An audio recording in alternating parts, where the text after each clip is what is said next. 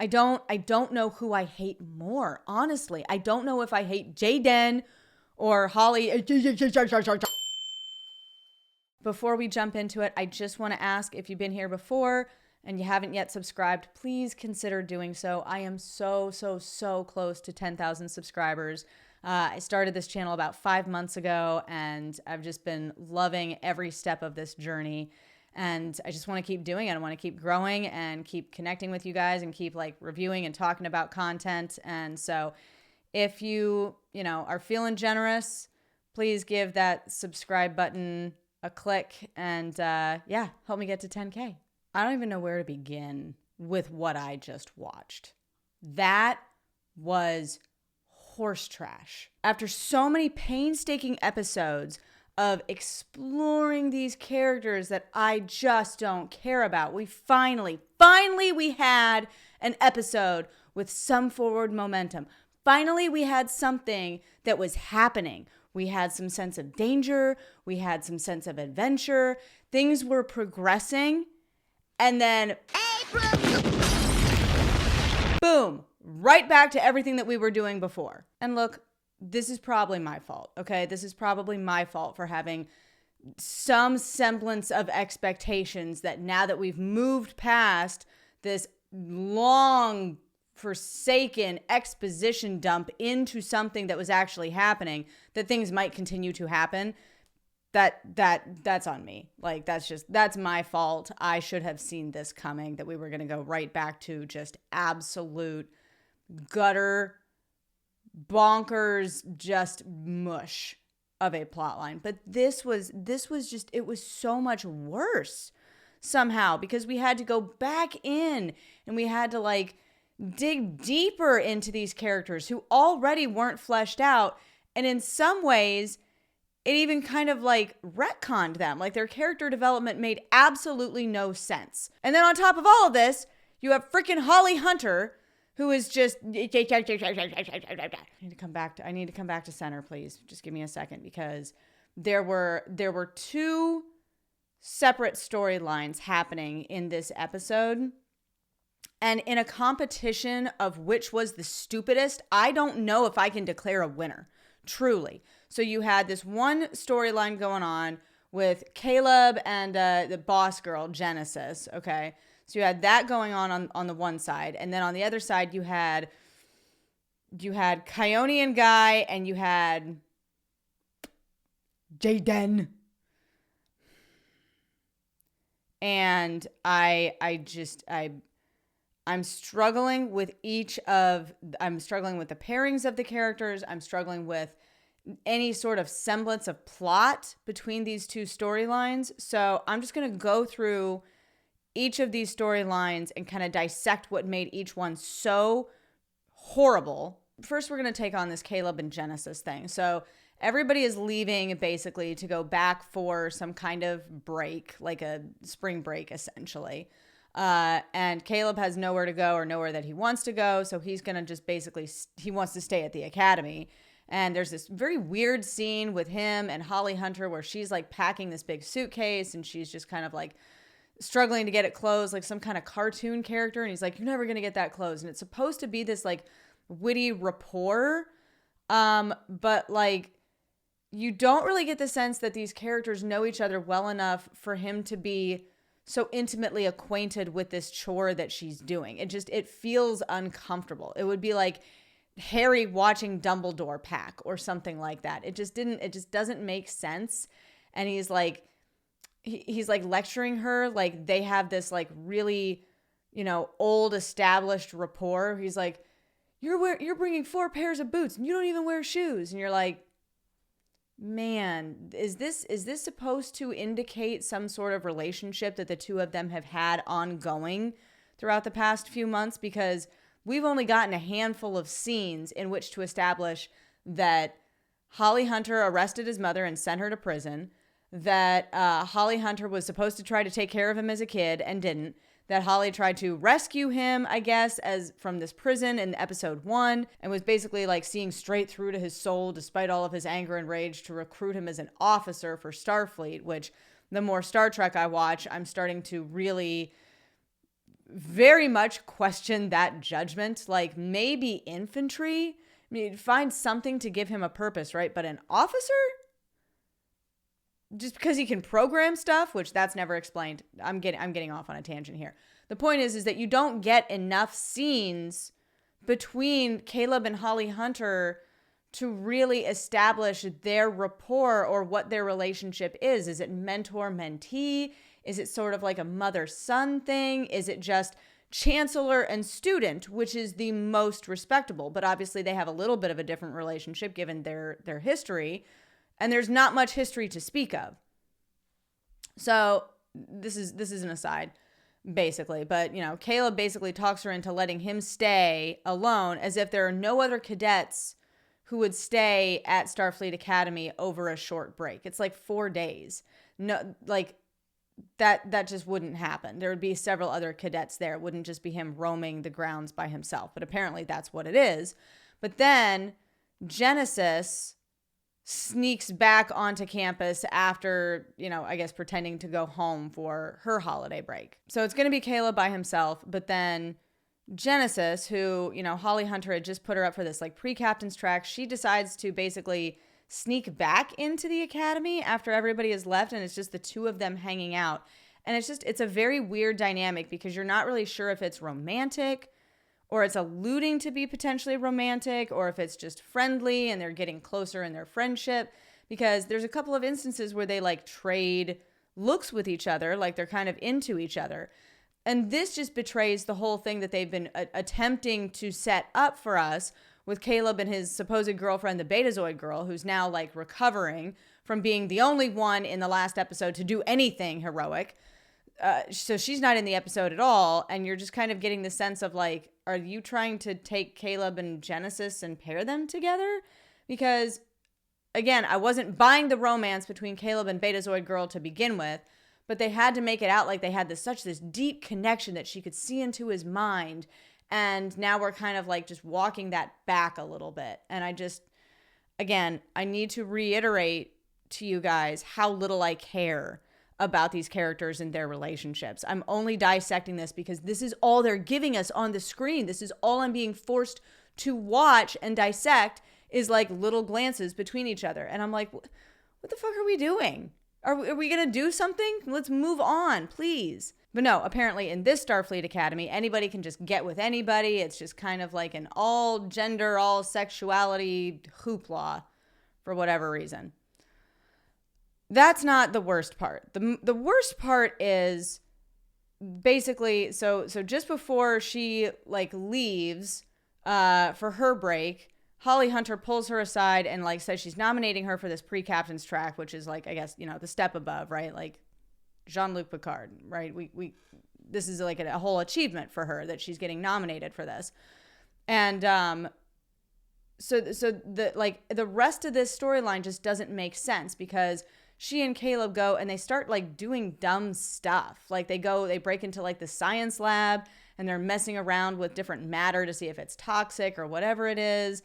And like they let a whole bunch of slugs loose. And it's so stupid because it's so counterintuitive to the person they're trying to set Genesis up to be, which is like this military leader person who takes everything seriously, which I, again, haven't bought in the last 4 episodes. She doesn't really do anything other than like, throw out like a semi-witty quip here and there and then come in with the answer to something and like save the day. Like she is completely one-dimensional this entire time. So if you're trying to set up this character to be somebody who really wants to aspire to be more, to be a leader, to be a role model, why is she going around like breaking into different classrooms and doing dumb stunts with this other cadet? It doesn't make sense. So they're really just like off the bat, really not, they're like misinterpreting their own character here. Why would she do something like this?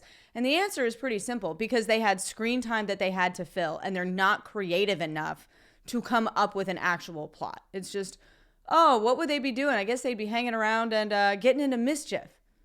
Very lame mischief, by the way. It doesn't make sense that her character would want to get into mischief.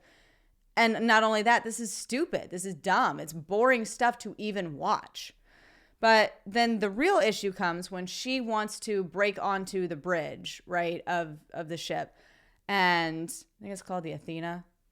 She wants to break onto the bridge of the Athena and sit in the captain's chair. And even Caleb is like, that's not a good idea. You can get like court-martialed for that. Not worth it. Not if everything that you're building toward is to, be a captain, to grow in this career track as a Starfleet officer. You might want to rethink that, right? And this is a really good example, you guys, of show versus tell, because despite everything that they have told us, they tell us that she gets really good grades. They tell us that all of her recommendation letters are exemplary. They tell us how much of an academic overachiever she is, how much of a leader she is, but we're not seeing that play out on screen. That is the difference between show versus telling. All these writers know how to do is to tell us what characters are thinking or feeling. They don't know how to write it into the characters themselves. It's just this character is doing this now because we decided that would be the direction for a character to go. Just a character, not this character. Just we think that this is what a character would do. These are all just the same interchangeable figure with a couple of rotating lines of dialogue. It really doesn't matter who is giving what line. So why does she break onto the bridge? That's not even explained, because the answer that she gives is basically, my dad is an admiral, so therefore I need to know if my ambitions are my own or if they're just what his used to be. What? Then why are you even at Starfleet Academy? Why weren't you asking yourself that question when you applied to Starfleet? Why weren't you looking at other things or exploring the world a little bit or taking a gap year? Like things that somebody would actually do if they were trying to figure out what their path is, not halfway knee deep into officer school trying to go out and be a captain. I mean, right? Like, why would you jeopardize your entire career that you're building just for the sake of saying that you're not sure that you're building it? You know what I mean? Like, this is a very poorly written insecurity that has not been fleshed out. It is just being told to us. Well, Genesis is insecure. Really? Because we haven't seen a single instance of her insecurity up until now, where you wrote in these very weird character behaviors and tell us that she's insecure. And then they kind of do this little plot twist, I guess you could say, where it's like, oh, she just told that to Caleb so that she could get on the bridge and steal a data file that's got her personnel file in it. And that's when they get caught. And Holly Hunter's like, you shouldn't be doing that. You got 40 hours of menial labor. You're not going to be expelled. But the reason that she even wants her own personnel file is to get a hold of recommendation letters that already got her into Starfleet Academy that she basically thinks aren't going to be good enough to get her onto the pre-captain's track. Does that make sense to you? Does that make sense to you that someone would jeopardize their entire career and risk getting expelled because the recommendation letters that got them into that academy in the first place aren't good enough now because they're insecure? And if you're going to take it this route where, she basically lies to Caleb and gives him this sob story to get him to help her onto the bridge just so she can do something real of purpose, steal a data file, can you at least make the reason she steals the data file level up to something? Like maybe there's something between Starfleet Academy and the War College that she needs to expose. Or maybe it's something that relates back to the episode we just watched with Paul Giamatti's character, that maybe she can triangulate his location or something like that. It still wouldn't be good. She still wouldn't be like a good enough cadet or a good enough sleuth. They wouldn't have established any of that to have her accomplish something there, because again, this whole series is just horse trash, right? But at least you could come up with something creative for her to do other than just her feelings. I can't think of a lamer plot device than my feelings. My feelings. The whole thing was leveling up to my feelings. If I have another episode of my feelings, I think I might just...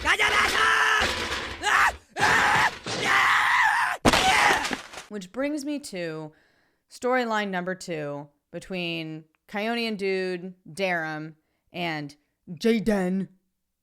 And just, I don't know who I hate more, honestly. I don't know if I hate Jaden or Holly. I don't know. I think it depends on who has more screen time, honestly. But I figured out the reason why I hate Jaden so much. Jaden. I think I figured out the reason why. I've been saying this whole time that Jaden doesn't feel Klingon. You know what I mean? Like, his name doesn't sound Klingon. It sounds like some kind of millennial kid's name. He's not Klingon in stature. He doesn't have any like sort of Klingon speech to him. There is nothing imposing about him that would indicate that he's Klingon. Again, it's almost like you're telling us he's Klingon, but I'm really not getting more than just like a dude with dreads and a wrinkled forehead who wears a skirt. Nothing about this character says Klingon in any way, shape, or form, and they have to kind of force it down your throat that he is Klingon. You know why? It's not even just that he's not Klingon. It's that he's literally written as a woman. If you go back and you watch his dialogue, his mannerisms, it is all written and directed as if he is a girl, like a college girl walking around in a short tailored skirt with like Zoomer type clogs. It's trendy college girl. There is nothing about him that is masculine, even in the slightest. And I think I figured out why that is so offensive, because it's almost like it's emasculating the entire Klingon race. Like, you have this overly feminine skirt-wearing dude, and then you have the Klingon woman over here, the lieutenant, who all she does is just shout. Like, there is no sense of actual authority from her. It's just she walks in a room and starts shouting. There is nothing to take seriously with either of these characters, but especially with Jaden, because they want to water down or even sort of like retcon what it means to be Klingon with this whole Jaden character. And I'm officially in the camp that it's offensive. I'm offended by his character. I'm offended on behalf of all Trekkies. I'm offended on behalf of Starfleet. I'm offended on behalf of good characters. They literally wrote a girl and told a guy to act like a girl. It's me, Jessica. It's painful. It's painful, you guys. I've talked too much about Jaden. We'll get into this other storyline. So basically, Darum, who's like the British kind of dude who like can turn into a fish, I guess, or something like that. He just basically gets like abducted back to his home planet through this like wormhole, and Jaden kind of just like jumps in after him, thinking that he's being kidnapped or something bad is happening to him, only to find out that he's being basically abducted for his surprise wedding. And then he's going to have to like quit Starfleet and stay married to the chick because they're basically royalty and they have to rule his home planet. Again, mild kind of stakes. The stakes are like, medium rare, but you don't really care anyway because, one, you know how it's going to end up. He's going to end up getting out of it somehow and going back to Starfleet. And two, I don't care. I don't care, bro, if you leave Starfleet forever and go rule your home planet. I don't care if you're in an arranged marriage. I don't care about any of this. I just want Jaden to go away and get off my screen. But that's not going to happen. I have to suffer through the rest of this episode just watching the two of them. So basically, Darum is asking Jaden to stay and hang out and be his best man, even though things have escalated super quickly with the guy from the War College and they were supposed to go on a vacation together. That's just basically the plot. The plot is, I'm going to get married. I'm going to do it. Okay, I did it. I got married. And it's super important that I don't let anybody down. And I can't let anybody down, and I'm going to get married, and I'm going to, like, leave the Starfleet. And Jaden is like, but don't you think that your heart is really in Starfleet? Is your heart really in this home planet guy I've known for about 20 minutes? And Darum's like, yeah, it is. It for sure is. And I'm, like, super in love with this girl that I'm arranged to marry, and I love her with all my heart, and I'm not going to disappoint her. And then Jaden ends up conquering his fears and giving a best man speech in front of 12 people. The production value of this show was it was horse trash. And that basically convinces Darum, Kionian Bro's new wife that he was arranged to marry, to like basically dump him. She's like, this was a great speech, but it doesn't describe at all the guy that I've fallen in love with. And she's basically describing that he's like a whole other person when he's at Starfleet Academy. And that's like his real personality, the person that he's meant to be this whole time when he's going out and fulfilling his dreams. Because like on their home planet, he's like this quiet, sort of demure guy who kind of just like follows other people around and does what he's told. But then at Starfleet, he's like this bold, kind of loudmouth, asshole, basically, who just kind of like does what he wants and takes what he wants and all of this stuff. And she's like, this isn't you. Like you want to go out and you want to be Starfleet, and you started off our life together with a lie, and then that's it. That's the whole episode, and they basically break up, and he goes back with Jaden to Starfleet Academy. Who thought this was good writing? Who actually sat down and was like, we've had a little bit too much plot lately. Let's just back off of it a little bit. Let's go back to some more characters and their emotions. And then we'll just, throw in some other kind of like sort of longing looks between each other, because there was that too. There was that between this Darum guy and Jaden. Like there was this like romantic connection between the two of them. And I'm just like, I can't, you know what I mean? Like now we're in this like, heated rivalry, sexual tension, and it's pissing me off, to be honest. But this was also something I noticed just because I'm forced to notice all of these things because very little is going on in these episodes. But this Darum guy in this episode, he talks about how the girl he's arranged to marry, how he's just like in love with her and she's his best friend and he doesn't want to disappoint her. And you can see that there's just like total love between the two of them. But like the very first episode, he was hitting on Genesis and like trying to get her to go out with him. And then like in another previous episode, he was talking about all of his sexual conquests with both guys and girls, because everybody in this whole show is pansexual and that's just pretty much normal.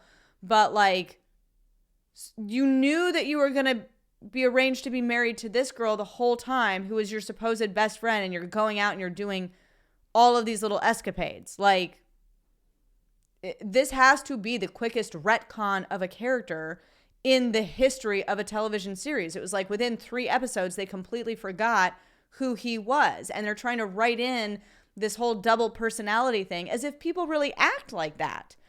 Just because you go to a new setting and you're meeting all sorts of new people, did you just completely change your entire personality the first day you set foot on a college campus? No. You're obviously learning things about yourself. You're growing, you're changing over time. But you don't just decide, if you're a very quiet, soft-spoken person who kind of does what other people tell them to do, you don't suddenly just like flip a switch and now you're this like loud, kind of bullying, brash, aggressive, abrasive person who is just out there like in your face to be in your face.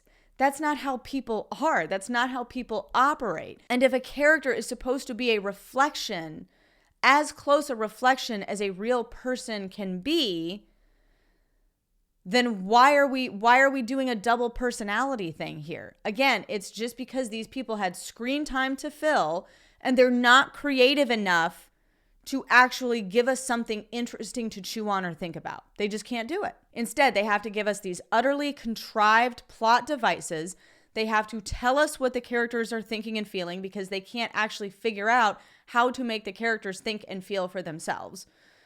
And this is the result. This series, which has like 4 out of 10 stars, crash and burn, and yet somehow is still going to be up for a second season. I'd be very curious to see how that's going to go. Oh, and I have one other thing. I think I said this before, but like the production value on this episode, this whole green screen gazebo thing on this one planet was just like, it was like something out of a soap opera. It was like something out of a stage play because the set never changed at all. Like we were supposed to not notice somehow. And their whole big wedding, their whole big royal wedding had about like 12 people there. When I say this attention to detail was piss poor, I mean, I'm offended as an audience member. I'm offended that you thought that we would not notice this. Again, this is my fault. This is completely my fault for having expectations. I have learned my lesson. I continue to be reminded of this with every successive episode, that my expectations still yet need to come down a little bit until we're just digging a hole under the house, basically. Listen, these are just my thoughts. Would love to know what you guys have to say in the comments. Would love to know if you're even keeping up with the show at this point, because it's utter horse trash. And it has become a pretty decent hate watch, but I think we've got about 3 episodes left. There's 10 episodes in this whole season. So I think we got about 3 episodes left, and I'm like that Olympic athlete, like just running up the mountain in skis, trying desperately to get to the end of this show. Wish me Godspeed. If you like this video, please be sure to like, hype, subscribe so you can get more of my content. Thanks so much, guys. I'll see you in the next one.